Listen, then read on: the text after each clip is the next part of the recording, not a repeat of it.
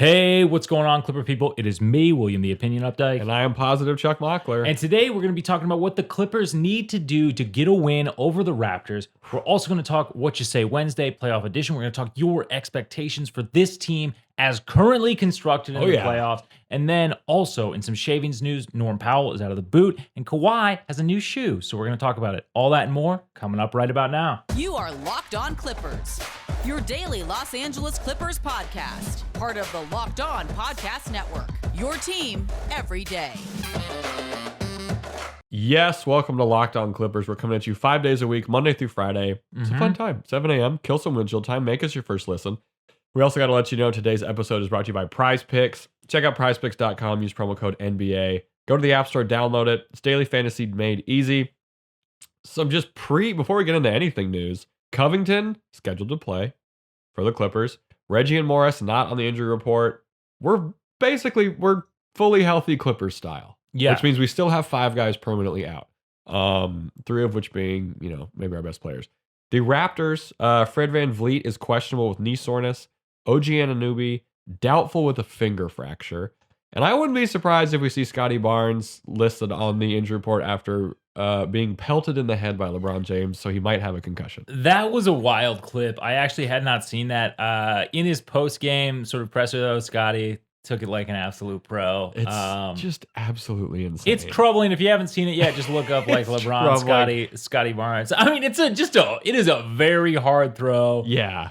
He's looking at his head. Oh, and yeah. It's anyway. We'll break that out on Locked On Zapruder Films. The Raptors come into this one having won 4 straight. They beat the Spurs, Suns, Nuggets, and Lakers. So 3 quality wins there. Yeah. Then 1 real. What are you gonna do? Will, what do we need to do well against this kind of confounding Raptors team to look at from a stats perspective? Well, it's interesting because this is like by all measures kind of like a league average offense. Yes. So, which is better than the Clippers can boast. I will say. Yes. I will say that. Yeah. But both of these teams kind of take a similar amount of attempts from deep. Yeah. So I think like if the Clippers can find some sort of efficiency, that would definitely go a long way towards securing a win. Like the Clippers have been down a little bit as a team over the last 5 games. They shot the absolute lights out in that Wizards game. I think we were like 50% as a team, but we've shot sub 35% from the field in 3 out of the last 5 games, and sub 40% in the one other game that wasn't that Wizards game. Okay.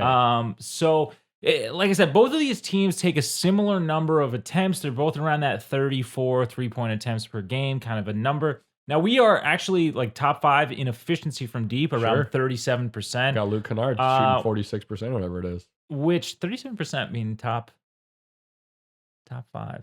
We'll take it. We'll take it. It's hard to shoot the 3. That's true. We'll take it. And they changed the ball, which we all forget about. This is another sort of category where the Raptors are league average. They're at 35%. Okay. So for me, this kind of begs the question, like, if we can get 2 of the following 4 players to get it going from deep, is that enough offense to get this team a win? Those 4 players to me would be Luke, Mook, Reggie, Nico. If you can get 2 of those 4 guys to have a 40% plus night from 3, does that guarantee a win? So it's hard because the Raptors are a big team size wise, and so I think they're going to game Luke out of this one. Okay. So we need Morris, Reggie, and we got to get someone to. I mean, I don't know if I want to put a 40% on it because Reggie can shoot 30% and still win us a game with his 3-point shooting. Yeah, that's fair. So I think we need one of Morris or Nico to be in that 40% and hopefully get at least 6 attempts. Yeah. And I'll kind of be happy if we can get Luke some shots too. I'd be hyped as well. But no, we need someone to be efficient. What else do we need to do well to win this one, Chuck? Hold on to the ball, which might actually be difficult. The Raptors average the 3rd most steals per game in the NBA, and opponents of the Raptors are coughing it up 16 times per game, which is the 2nd most times in the league. They're also number 1 in turnover percentage, with their opponents turning the ball over 14 times per 100 possessions. We're going to see some steals, sure. I'm not going to pretend like that won't happen, but we need to just check the unforced errors. Yeah, for sure. It's that 14 number is kind of funny to me because that's almost exactly what the Clippers average per game, which is about Yes. middle of the pack in the league in terms of turnovers per game. Interesting thing though is that the Raptors, like, they not only force a lot of turnovers, they're Yeah. scoring off of them. They score the second highest percentage of points off of turnovers in the league. Yep. Around 17% of their points are made that way, which, I'm not going to say that as like necessarily a positive to the Raptors offense. Like, it is what it is. Sure. If you but give their them, defense, if you, they force steals. yeah, and if you give them turnovers, they will take advantage of them. Like, 100%. Is that a sign of a great offense? I'm not saying that, but I am saying if we do turn the ball over, they will be able to score off of it. Yeah, gotta hope Reggie's on point with this specifically, given his usage rate and all that Yep. good stuff. And let's just hope the other guys who don't usually turn the ball over aren't turning it over. Will, what else do we got to do well? So I'm just curious. I mean, what wins out in this one? Like an average offense versus a far sub-average offense in the Clippers, Sure. or a top 10 defense versus an above average defense. Pretty close to our rating though. So much of this depends on what the paint looks like for the Clippers. Yeah, We can kind of bleed this into what could go wrong because the Raps are a great rebounding team. So if we're not kind of doing our due diligence on the boards, we're going to get destroyed in second chance points. And we've seen the carryover when the defense can't stop a second chance point, what that does to the offense. yeah, So I think we need the slightly better defense to definitely be the winner in this one. yeah, for sure. So looking at this team, like Pascal Siakam, Scotty Barnes, not a great wing duo for the Clippers to play It's against. brutal with who we have out being out. I mean, they tore up the Lakers. We definitely do have the better defense than the Lakers do, but it's still not an ideal matchup, especially if Morris isn't super crisp defensively. And if we need to use Morris on the other end, I which guess we will. Like, that's what's tough is that we need Morris to be there offensively, and he has a task on the defensive end in this one. Yes, yeah, definitely. I mean, looking at these two teams on paper, I mean, you got to give. We talk about sometimes in injury issues, and it's like the cliche that they talk about playoffs like the best player in the series. Raptors probably have the better. Not even probably. The Raptors have the better top end talent in this one. They definitely do. And then kind of off the bench, they got Boucher, as we're calling him, which is an annoyance. We have Rocco back, which is huge. If Rocco was out of this game, I would be a lot more worried about it just because of our wing depth and what they can do with the 4 and the 5. The 3, the 4, and the 5. So, yeah, I'm a little worried about this one.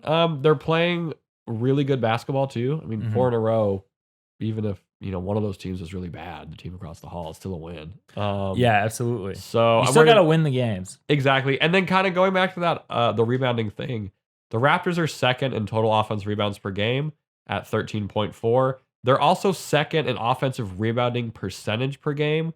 They're snagging 28% of their misses, which kind of blows your mind if you watch this Clippers team. I was shocked. So when Zoo is sealing guys off, other guys need to be crashing the boards. Yeah. I'm not sure if we will see that, but it would be nice. Morris getting rebounds usually is the Morris being good kind of in quasi-transition. And Zoo also needs to be into physical mode. When Zoo decides to be physical, I don't think it's crazy to say, a way better player than when he's not. Like, the most physical Zoo games are usually the games where he's putting up a double-double. Because he's leaning into his size. So I hope that happens. And yeah, Reggie and Morris, they got the rest. Let's see. What do you think is going to happen in this game? Oof. Not easy. I think it's one we can win. I think looking at the schedule of games, coming up, and the time frame, it's one you'd really like to win because this isn't an easy game, but we have some much harder games on the slate. So I think it's possible, but this one is like, we talk about the margins for this team. This is one where like it is the razorest of margins. 100%. We're going to be at this game. Our guy Rev's going to be at this game. Shout out Rev from the Bahamas. Happy birthday, buddy. Coming up, we're going to be talking fan expectations going into the playoffs with this current Clippers team, which I think most of them were fair. But first, we got to give a shout out to Prize Picks. Will, What is Prize Picks? Can I win money there? So Prize Picks is the best NBA DFS prop game on the market. They offer more NBA props than any other DFS prop operator, and they offer all the superstar players as well as bench players, which is actually really Sick. interesting. You can get numbers on guys only recording a handful of minutes each game. Prize Picks offers any prop you can think of, from yardage to touchdowns, even interceptions thrown. And basically, if you deposit right now and use promo code NBA, you'll get a 100% instant deposit match. That's up to $100. Free $100 for using that promo code NBA. Look, here's how it works. You pick 2 to 5 players and an over-under on their projections, and you can win up to 10 times any entry, and it's just you versus the projected numbers. There's no funny business going on there. Prize Picks also allows mixed sport entries, so you could take the over on LeBron combined with the under on Mahomes if you want to wait that long to place a bet on the same entry. I got this one You festering could right do now. it. And you can also use the award-winning app on both the App Store and Google Play. Look, entries can be made in 60 seconds or even less. It's that easy. Prize Picks is safe and offers fast withdrawals. So don't hesitate. Check out prizepicks.com and use promo code NBA, or go to your app store and download the app today. Prize Picks is daily fantasy made easy. All right, welcome to What You Say Wednesday. Usually we do a poll over on Twitter that people vote in, but I wanted to make this a little more open-ended with the Clippers scenario. I asked, how far can this version of the Clippers go, which is no Norm Powell, no Kawhi Leonard, no Paul George. I'll tell you what, people are pretty dang sure we're getting bounced in the first round, which isn't exactly surprising, I don't think, right? Like, we're playing the 2 seed most likely. And, you know, like Clippers Isaiah said, first round, push it to 6 games. If the season ended today and we got the 8th seed, we'd face the Suns. I think we can get to 6 games against them if they don't have CP3. This was kind of one of the more overwhelming themes we saw of, like, be feisty in the first round. I don't know. What do you think? Seems fair?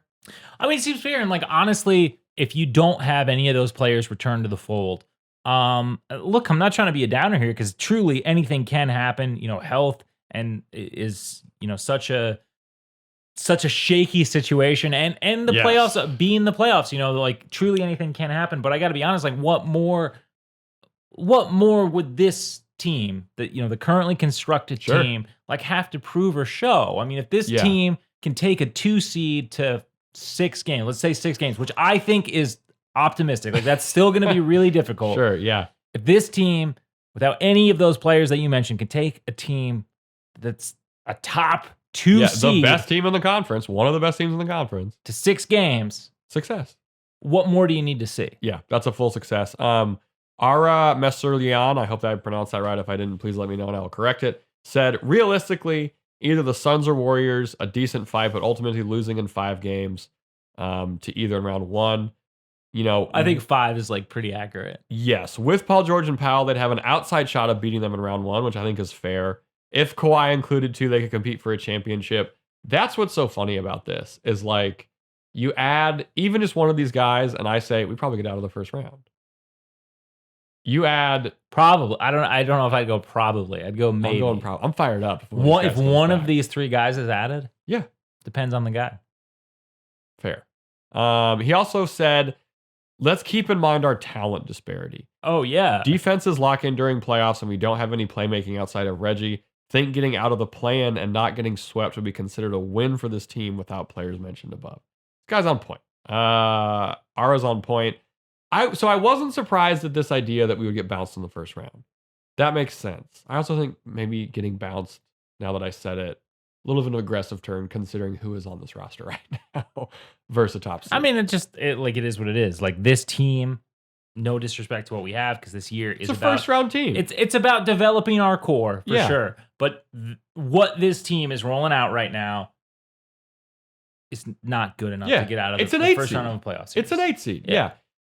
Some people were questioning if we could make it past the play-in, which got me a little surprised. So I think that depends. I mean, if you cannot get out of that first round, if you cannot get out of that first game, we have to win the first game. If you cannot get out of I'm not against that idea at all. Yeah, I mean, but that's the thing though, right? Like, it's not a series; it's 1 game. Yeah. So if you do not win that first game, then it gets a lot more difficult depending on who you play in the second round. But if it's if it ends up being the Pelicans, I think you're done. I think that's your season. Yeah. So Susan on Twitter said, without any of those three, I don't see the team getting out of the play-in, assuming Wolves, Pels are the opponents, and assuming health is good for those teams. She also added, I hope the Clips make me look dumb. Yeah, it's most likely going to be Minnesota. And then if things go bad in that game, Pels versus Lakers. Yeah. Which, like Minnesota, I mean, depending if they can keep whatever streak they're on right now going up, I'm worried going into that. They got really good players. Like they're a solid when everyone's team. healthy for Minnesota, it's crazy. And if you want to talk about talent disparity, I mean, the talent disparity between what the Clippers have right now and what the Wolves have is, it's real. Pretty different. Those are pretty different teams. Yeah. I think, you do have a benefit of the cohesiveness of guys who have been in high leverage situations before. You do have what I think is, I mean, if not the top two and we've played well in the against Western Wolves Conference this season. And we've done incredible against the Wolves this season. So I do think that those things stack up in the Clippers' favor, but I got to be honest with you, like the only scenario in which I'm seeing that we get to a first round series is if we win that first game. If we don't win that first game, the fatigue and everything. I'm just not really seeing a path. I don't know that I'm seeing a path where we win a team that's already won, where we beat a team that's already won one game in the play-in. You know what I mean? Yes. Like the momentum that a team would have coming off of that, coming from the lower 9-10 seed, looking for some sort of playoff berth. I just think, and those teams so we're either getting the Pelicans after beating the team across the hall, which we have not done well against this year, as we all know, against the Pelicans. Yeah, or we got one more game to figure it out, but yeah, all signs point to not good. Yes. Or we're getting this version of the Lakers team that's in some terrifying desperation mode where they've already beat the young Pelicans with all the storylines, especially with that trade scenario and all that stuff. And then they're playing us. We're tired. We've already lost that game. Like that, from a writing perspective, is not one that I want to deal with. So I think I have the utmost confidence in this team in one game because Reggie can go off. We get Morris to go off, something like that. But if we have to take it to that second play-in, it might be a little tough. Yeah. I think you just have to throw everything that you've got into that first game. Like which Ty will do. Yeah. I mean, if that means that, Reggie has to play 40 minutes, if that means like whoever has to do whatever, I think you just try to land your absolute best punch. Yeah. And then, and then we watch whatever the outcome of that is if they lose in the second game. Yeah, and then you just kind of have to live with where the semi-Ojale time in the second play. You just kind of have to live with where the chips fall, and not that it's impossible, but I would say the probability of them making a play-in spot if they lose that, or a playoff spot after they lose that first game is very low to me. It's tough. It's for sure tough. So Miriam Swanson wrote a great piece on how the Clips will prepare. One thing that was really cool, go check that out, OC Register. Ty Lue talked about ATOs for Luke Kennard, which is something we've kind of just touched on wanting to see more of on this pod. He just said, when we get a chance to practice or have shoot around, we can go over them and the timing of everything. For the most part, they've been doing a better job. We just got to get our timing right a bit more with Luke's ATOs. So excited to see those come out in the play-in. Excited to see those come out kind of towards this tail end of the season. It's going to be really important to find ways to get Luke shots because as ATOs are a perfect way to do it if he's getting gamed out. Yes, absolutely. We're going to see some Sindarius stints from Luke Kennard, but they will be wildly productive because it will be 0.8 seconds and he will get a shot off. Terrence Mann also talked about, he said, on what Ty Lue needs from him, he said, to be honest, I don't know. I have to talk to Ty about that and see what he wants me to do. Whatever he asks me, I'm going to do. I'll talk to him and see how we handle it. There's some concern there maybe from a do you know what you're doing perspective, but I don't know, we've gotten this I don't love that answer. But I don't love it either. But thankfully, we like Ty Lue a lot more than Doc Rivers, and we are comfortable with what he's doing. Coming up, we're talking Norm Powell being out of the boot, as well as some style archives, one of our favorite segments here on Locked On Clips. But first, we got to give a shout out to Built Bar. They have so many delicious flavors. When you talk to a Built Bar fan, they're passionate about their faves. People are always shouting raspberry at will. Raspberry. When he's like, that's the raspberry, man. when he's walking in downtown LA. They also have coconut, cherry barcia, mint brownie, double chocolate, salted caramel, strawberry, cookies and cream, orange, and German chocolate. My personal favorite right now, orange. It's weird. It's a bit of a curveball. Reminds me of Christmas. It's a fun time. If you haven't tried all the flavors, Reminds you of Christmas. What are you, 100 years old? Yes. A lot of people don't know that about me. You got a bag of oranges? I'm 100 years old. If you haven't tried all the flavors, you get a mixed box where you get 2 of each flavor, which is great. Like these things are very healthy as well. They got 17 to 18 grams of protein, 4 to 5 grams of sugar, and only 4 to 5 grams of net carbs, and 130 to 180 calories. It's the official protein bar of the U.S. track and field team. Pretty neat. They love their chocolate oranges. Go to built.com. Use promo code LOCKEDON. You'll get 15% off your first order.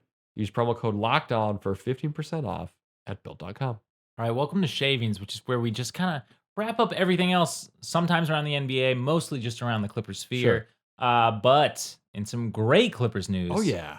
Norman Powell out of the boot. Out of the boot. Happy no boot day. Yeah. It's a good day. No timeline yet. Yeah. Why would we get that? Too much to ask for. What would you prefer, boot on the foot or boot on the car?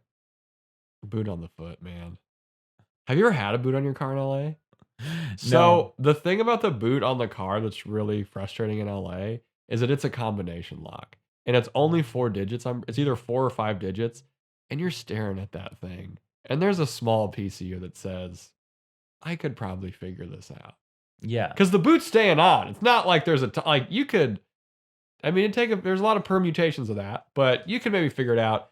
When you have the boot on your car, you have to pay for it. They give you the code. You have to take it off yourself and return the boot yourself. It's one of the most annoying. I think if you pay 20%, you should get one number and be allowed And go from there. I'm going boot on the foot. All right. Anyway, so Norm out of the boot, which is fantastic. Oh, and how far do you think we go if we got quote unquote just Norm back?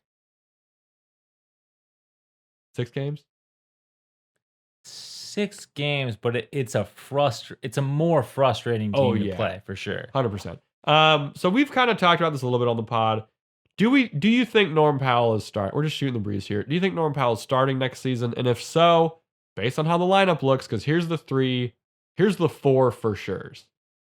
Reggie, Kawhi, PG, Zoo. But I'm gonna put Reggie in the maybe. So there's 3 for sures. Kawhi, PG, Zoo. Is he taking Morris's spot? Is he taking Reggie's spot? What do you think? I think that you keep with Reggie. With what we have on the roster currently. I think that Reggie makes a little bit more sense at the 1. He's done it a lot more with this team. 100%. I don't really see any reason to change that. And then, you're just kind of left with a decision of, do you like having everybody maybe shifted up a position where you have PG and Kawhi at the 3 and the 4. No, they're shifted up a position. So you have PG's at the 2, Kawhi's at the 3. Oh, okay. And then you have Morris at the 4 and Zoo at the 5. So you're keeping Norm off the bench. Or, I mean, like, that's a nasty bench. Absolutely. Oh, yes, it is. I'm not going to pretend that that's not true. And in one of those great seasons that he had with the Raptors there, he was kind of a 6-man who ended up having too many starts to win 6-man of the year because they had so many injuries. Yeah. So I do think that that's an option. Or you can have everybody at their more quote unquote natural position. Yeah. And then you have Norm next to Reggie in the backcourt. And then I like Norm next to Reggie. And then Paul George and Kawhi and then Zoo. I guess my only issue with that is like on the bench, I don't know. I mean, they can be like Batum and Morris can be complementary players. Sure. I don't know if I love that fit as much as having like a scoring guard off the bench. Yeah, because one of Kawhi or PG will be on the floor the whole time in the first quarter. Yes. We've seen from Tyler for the most part. Yeah, it's interesting because I like Powell next to Reggie in the 3 games that he played with the Clippers. Other than the first one, he was next to Reggie. Absolutely. Which is great. But I like the idea of the elite scoring guy off the bench with one of Kawhi or PG still on the floor in that first quarter too. depending what happened. Yeah. Yeah, I mean, and then, like, it's also just, for this Clippers team, like, sometimes it is kind of like, what is a starter other than a name? Exactly. Whereas historically, even whereas, you just have a lot of opportunities to kind of stagger guys in a way that you wouldn't have had before. Yes. And I think I'm more a fan of that and just putting Norm or whoever, but we're talking about Norm, so mostly Norm, into complementary positions versus like trying to get him to fit the mold of, say, a starting point guard. So it's going to be interesting to see what happens with him and Terrence's minute. Yeah. Because Norm and Terrence, you're assuming Terrence is the one. Norm has never played more than 13% of his minutes at point guard in any season. And that's why I'm saying I don't see him like necessarily in the starting lineup unless you're bouncing a power forward and moving Kawhi to the 4. For sure. Which is a possibility. It is a possibility. It is a possibility, and the Clippers haven't really ever done it, which is why I'm just curious to see where they go with this route. Yeah. You know what I mean? Yeah. I mean, it's a formidable backcourt. Oh, yeah. And I mean, again, we have a coach who's willing to experiment with stuff. Powell did play some point when he played for these 3 games for the Clippers and things like that, but it's going to be interesting. And for the how much you get paid should factor into if you start or not crowd. He makes $18 million. Morris makes 16. Reggie makes 11 a year. So I don't think Morris would be mad that a guy making $2 more million. You know what I mean? Like, I don't think this ever factors into stuff. Like, if you're not a number 1 star, like if you're Paul George, like, hey, I want to bring you off the bench, you're like, what the hell are we doing here? Like, you pay me this money. But when you're within this much, it's like, it's a wash. Yeah, I agree. It might be better for Morris's longevity, which is what the Clippers really need. Definitely. And I think of what we know of Morris, right? Like, he's okay not being in that starting position. Yeah. As long as it's contributing to winning. Yeah. And I think that's the same thing for, I mean, a lot of these guys, especially all the vets. Like, for sure. If you're winning, I don't know. Give me a Sindarius stint, like whatever. Like, I will deflect that inbound. I'm here to win games and like hopefully get paid. And and that's kind of like that's where the buck stops. So I think that it's an interesting sort of quandary to have. It's kind of a nice one. It's a great one. It's a great. It's not a who's gonna play here. Of all the problems facing the Clippers, that one is very low on my. This is the list. best one. Yeah.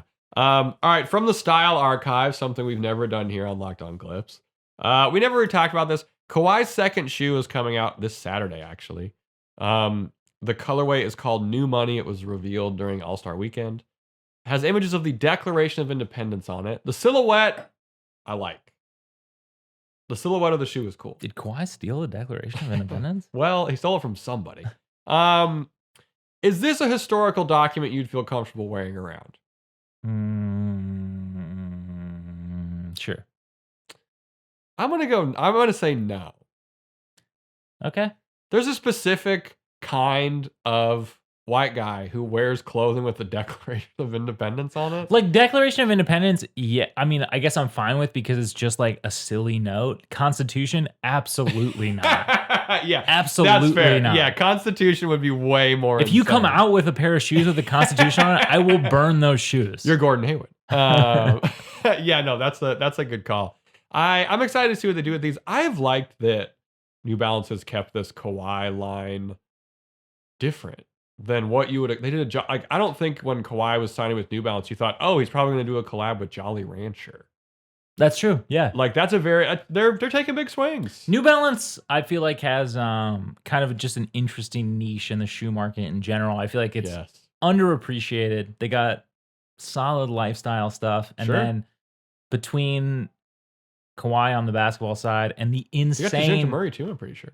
Oh, they do, yeah. And the insane skateboarding roster that they have. We've talked about it. They actually have some decent. They have some better than decent. They have some great pros on their on their roster. Shout out to New Balance. If anyone from New Balance is listening, what's up? Take a couple. I like 997s, size 10.5. Hell, I'll take a T. I'll take a T-shirt. I don't even make those primarily. It's a shoe company. All right, Thursday's episode.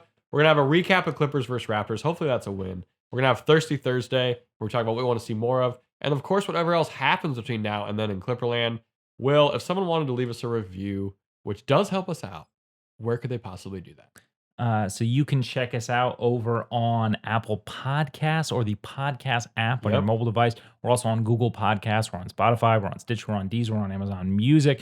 All the places you listen to podcasts, you can probably find us there. Yeah. We mentioned up top, but we do come at you Monday through Friday, 7 a.m. Pacific. Stay rocking with us. What will these Clippers do in the play-in and in the first round? Who knows? But it's going to be a fun time. I have been positive, Chuck Mockler. And I am William the Opinion Updike. And as always, we appreciate you.